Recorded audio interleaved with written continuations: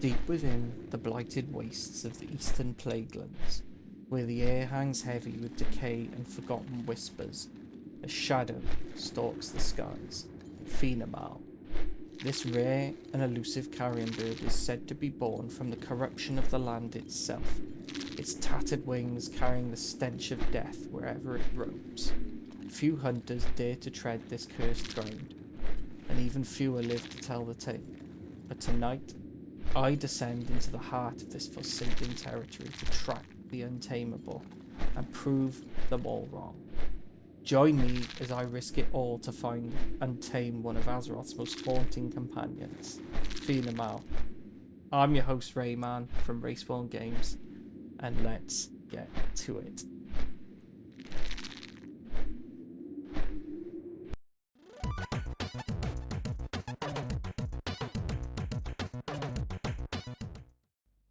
The Eastern Plaguelands have long been a land of death and corruption, forever scarred by the horrors of the Scourge. Once part of the lush kingdom of Lordaeron, this region was consumed during the Third War. Its forests twisted into skeletal remains and its wildlife forever changed by plague and rot. Fene-Mal is one such survivor, a rare carrion bird that has adapted to this hostile land. Its name comes from an old Thalassian term meaning death's whisper, a fitting title for a creature that soars silently over a battlefield of bones. While little is officially recorded about Fene-Mal's origins, many believe it was drawn to these cursed skies by the endless supply of carrion left behind after Arthas's march through Lordaeron. Some even claim that the plague itself warped its form, giving it its tattered, sinister appearance. Hunters prize Fene-Mal not only for its rarity, but for its connection to the history of the Plaguelands. Taming the elusive bird is no easy feat. It patrols a dangerous region teeming with undead, plague beasts, and the lingering echoes of the Scourge's corruption. But for those bold enough to claim it, Fene-Mal is more than just a companion. It's a living reminder of Azeroth's darkest days. So let's have a little chat about the drops. Again, to start off with, anything green. The first green item that comes up is a 2% chance of dropping, and that's the Jazzering Gauntlets. All the rest is junk, really, from the top. So, yeah, even from the get-go, you're looking at an extremely slim chance of getting any of this stuff. But you can actually farm the Jazzering set on here. But is it worth it? Probably not. But here is just a look of what you can get. It does have some really cool abilities though, like Fevered Fatigue, which is awesome. It reduces an enemy's intellect by 5% and its strength by 5% for 20 seconds. Really, really useful. And then you've got Swoop, which is like the traditional carrion bird or bird of prey move, which inflicts physical damage to enemies in a cone in front of the caster, stunning them for 2 seconds. Now, moving on to its actual location, as you can see from the map, it is dead center of the Eastern Plaguelands. Luckily for us, there is a flight master in Light's Shield Tower, so it's literally like 2 seconds away. At least I think it's Light Shield Tower, or is it East Wall Tower? I think it's Light Shield Tower because it's really, really close. And you'll know you're there because it's like a couple of broken down houses, and it kind of circles the area right next to like a lake. So yeah, it's not difficult, and it really helps if you have the add-on Silver Dragon as well, which will show you all the rare mobs. And guys, just a little reminder, if you do like my content, please don't hesitate to give me a like and subscribe. Alright guys, let's get cracking, shall we? So as usual guys, we start off our journey here in Stormwind. And first thing we're going to do, I'm going to show you guys quickly on the map using Silver Dragon how to get there. So this is the Eastern Kingdoms, and as you can see there, right in the middle there. So we're going to track that. Now normally I would just fly there manually, but it's a lot of effort to do that, and there's a risk of fatigue. So from now on, I try and go to a stable master, a flight master first, and the closest one is in Stormwind. So, but I quickly realized something you'll notice now as soon as I turn back. There, yeah, I wonder if you guys know what I forgot to do before I left. Give you a couple of seconds. Yes, exactly right, guys. It is the stable master, which is located just at the back of that building there. Even though I went the wrong way, that is the side of the building, not the back. And there. So it's vitally important to go to a stable master because you want to make sure you have at least one space. And look, I didn't have any, so I was about to leave without actually having any space left in my stable. So what you're going to want to do, guys, visit the stable master, have at least one space left, and you'll be fine. If you're only going after one pet.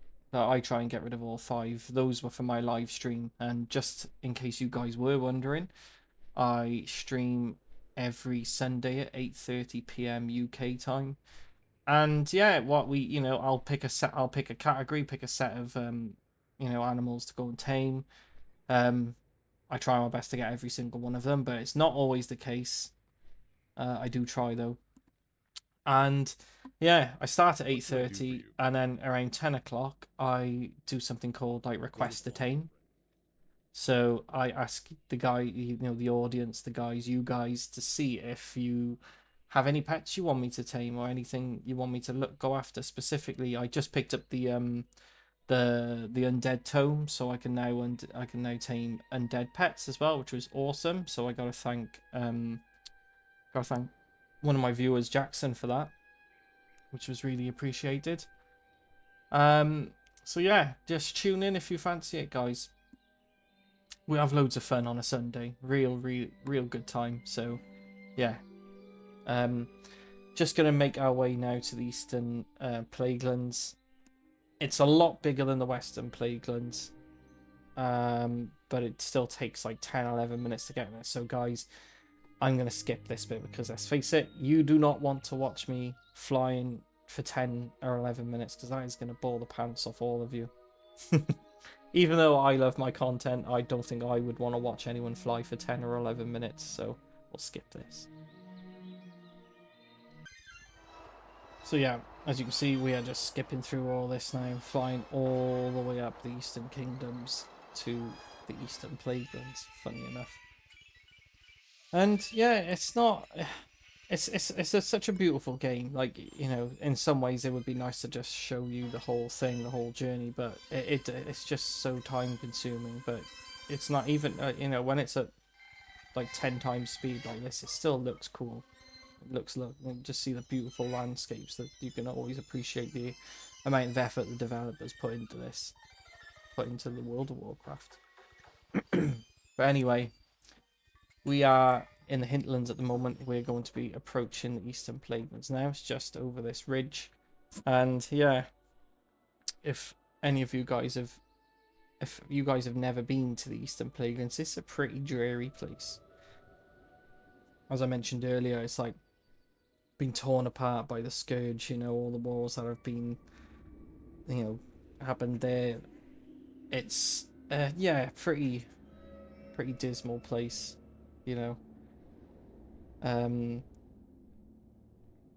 but there's some pretty cool stuff there. Some pretty cool stuff, undead looking,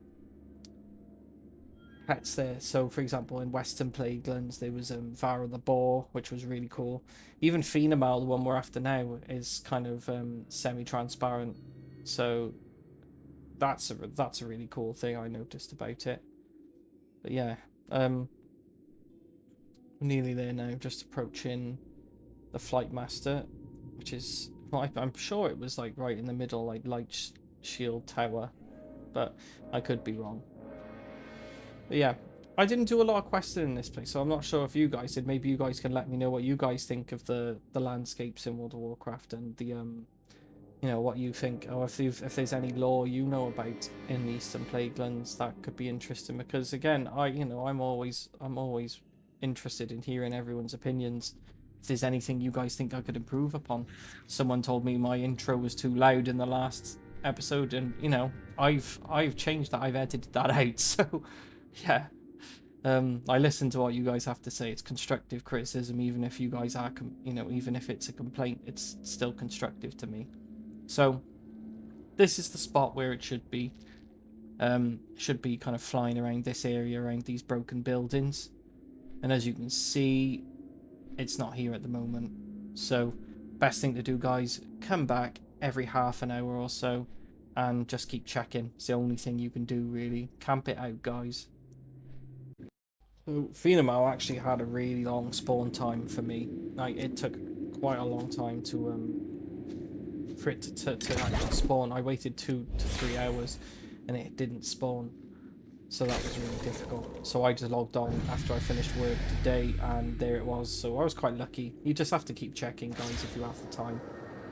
And yeah, it was just flying around casually, so all good. Just showing it off to you now so you can see it's kind of semi-transparent. Lovely sort of undead vibe, I think, about it, like black and white. Looks really cool. Kind of gives, because it's semi-transparent, it gives that sort of undead feeling. So it would go well with any, it would go well with the drip of a undead hunter, I would say. But yeah, we're just going to show it off in action now. Kill the undead deer. Kill the grub. And as you can see, it's a bit like, it's sort of the similar as a bird of prey is attacking animation. Just like a kind of swoop down. Nice little swoop. And that's it, guys. That's Fene-Mal, and if you really like my content, don't forget to give me a like and subscribe, because I love making this stuff. And yeah, guys, always remember, find your prey and stay steady, my fellow hunters. I'll see you guys in the next one. Thank you all very much for watching.